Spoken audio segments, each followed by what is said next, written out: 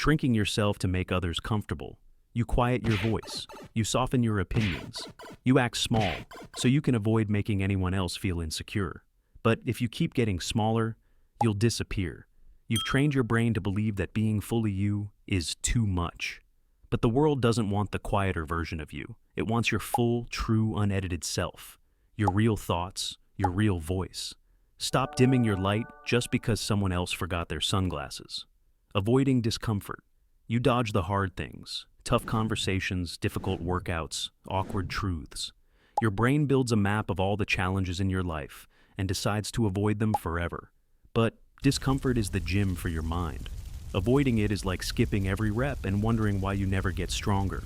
Growth feels like pain because it stretches the version of you that's too small. Every time you take the easy route, you reinforce the idea that you can't handle more. The truth is, you can, but your avoidance won't let you find out. Telling yourself, it's not that bad. You say it when your job drains you. You whisper it in relationships where you feel invisible.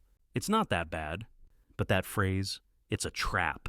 You're convincing yourself that you're okay with staying in the same crappy situation. But not that bad is still bad.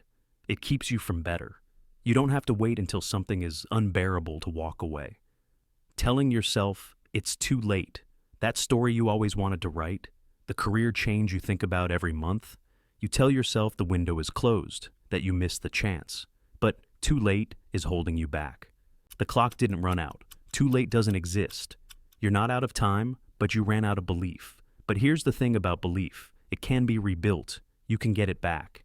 The only thing too late guarantees is making you stuck in the same loop forever, living entirely online. Your notifications are full, but your soul feels empty. You scroll for hours but don't remember a thing. Your real life is starving while your highlight reel thrives. Every like gives a hit, but it fades fast. Meanwhile, your brain forgets how to focus. Your relationships decay into emoji exchanges. You're not meant to live through a screen. Your home is not limited to that little rectangle in your hands. The whole world is out for you to explore. Get out there in the real world. Letting guilt guide your decisions. You say yes even when you want to say no. You apologize for things you didn't even do. You avoid choices because they might disappoint someone. This is where the trap lays.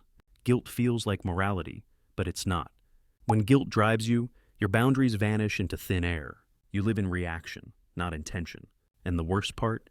You start mistaking self-sacrifice for goodness. But pleasing everyone else isn't noble. You're erasing yourself, one sorry at a time, blaming yourself for everything. Something goes wrong, and you take the hit. Even if it wasn't your fault, even if it was out of your control, you swallow the blame. But not everything is your responsibility. You were taught that self-awareness is strength, and it is. But over-responsibility, that's a wound, not wisdom. Life has moving parts. People have free will. You're not the puppet master. Let go of blame that was never yours to carry. Tying your worth to how much you achieve. You can't relax. You can't stop.